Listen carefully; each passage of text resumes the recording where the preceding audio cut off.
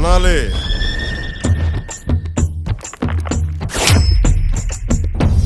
వీరమల్లు మాట చెప్తే వినాలి.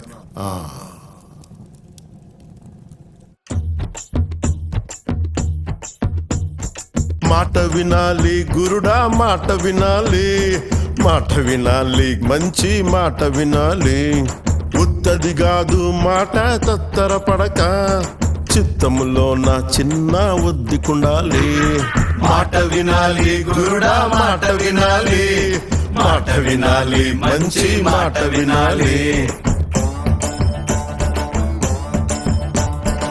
ఆకులేని అడవిలోనా అరే మేకలన్నీ మేయవచ్చు, సద్దులేని కోనలోన